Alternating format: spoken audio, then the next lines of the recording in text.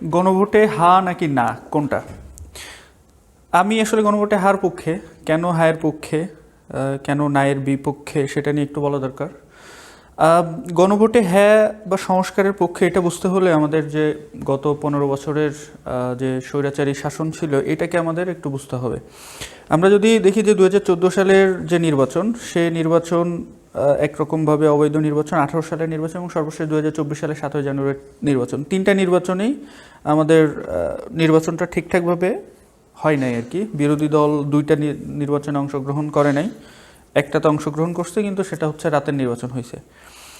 এই তিনটা নির্বাচন বা এই সময়কালটা আমরা দেখতে পাবো যে আসলে এইখানে আমাদের যে নির্বাচন প্রক্রিয়া ছিল, যেরকম নির্বাচনকালীন সরকার বা আমাদের ইলেকশন কমিশন ছিল, এই দুইটা জায়গায় হচ্ছে ম্যাসিভ বা হচ্ছে সমস্যা ছিল সবচেয়ে বেশি।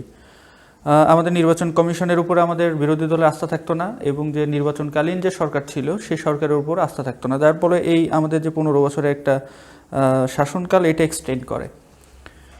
এরপরে 5 আগস্টের পরে আমাদের যে সংস্কার কমিশনগুলো হয়, 8 আগস্ট নতুন সরকার গঠনের পরে সংস্কার কমিশনগুলোর প্রতিবেদনের ভিত্তিতে আবার হচ্ছে সব রাজনৈতিক দলের একটা আলাপ আলোচনার মধ্যেই আমাদের জুলাই সনদটা একরকমভাবে তৈরি হয়। যদিও জুলাই সনদে কিছু কিছু বিষয়ে বিভিন্ন রাজনৈতিক দলের যে নোট অফ ডিসেন্ট ছিল, কিন্তু কিছু জায়গায় রাজনৈতিক দলগুলো হচ্ছে একমতে পৌঁছাইতে পারে। যেরকম আমাদের যে আমি বলতেছিলাম যে নির্বাচনকালীন সরকার, তারপরে হচ্ছে ইলেকশন কমিশন, এই যে দুইটা জায়গায়, এই দুইটা জায়গায় একটা জায়গাতেই সব রাজনৈতিক দলগুলো একমত হইতে পারছে, সেটা হচ্ছে ইলেকশন কমিশন নিয়োগের যে এটা ইলেকশন কমিশন নিয়োগের যে ব্যাপার, যে সংস্কার প্রস্তাবনা ছিল, এটাতে সব দল, এখানে আমাদের প্রধান রাজনৈতিক দল বিএনপি, জামায়াত ইসলাম সহ অন্যান্য সব রাজনৈতিক দল কিন্তু একমত। মানে ইলেকশন কমিশনের যে সদস্যরা কীভাবে নিয়োগ পাবে সেইটা নিয়ে কোনো দ্বিমত নাই।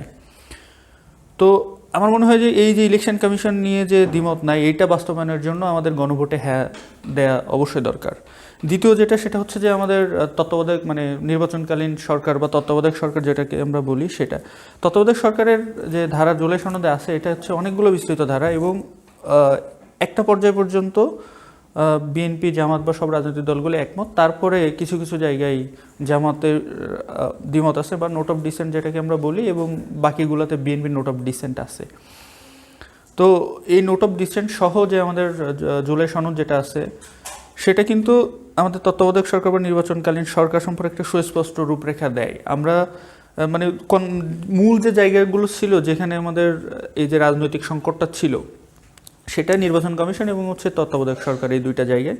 তো আমার মনে হয় যে এই দুইটা সংস্কার প্রস্তাব যদি বাস্তবায়ন হয়, তাহলে আমাদের শেখ হাসিনা যেভাবে নির্বাচন, যে কোনো একটা ভোগী নির্বাচন দিয়ে এই 10 বছর 15 বছর ক্ষমতায় থাকতে পারছিলেন, এইটা ভবিষ্যতে বাংলাদেশে যে গণতান্ত্রিক দল বা নির্বাচনের মাধ্যমে যে দলগুলো আসবে, তারা আর এরকম কোনো করে ক্ষমতায় থাকতে পারবে না।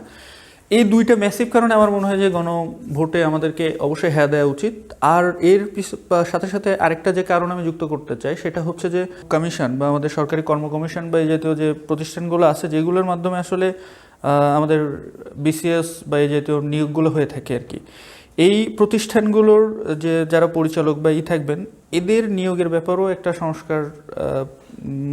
সংস্কার দেওয়া হয়েছে, যেটা মনে হয় যে এইটাও বাস্তবায়ন হলে আমাদের দেশের দীর্ঘমেয়াদে যে আমলাতান্ত্রিক জটিলতা বা নিয়োগ প্রক্রিয়া নিয়ে অস্বচ্ছতা থাকে, যখন যে রাজনৈতিক দল ক্ষমতায় আসে, তখন সেই রাজনৈতিক দলের লোকজনদের যে নিয়োগের একটা ব্যাপার স্যাপার থাকে, এইটা মনে হয় যে দীর্ঘমেয়াদে আমাদের রোধ করা সম্ভব। এবং আমাদের আমলাতান্ত্রিক যে জটিলতা থাকে, সেটা এই সংস্কার প্রস্তাবন বাস্তবায়ন হলে মনে হয় যে এটা কমে আসবে, বা অ্যাটলিস্ট এটা নিয়ন্ত্রণে থাকবে আর কি।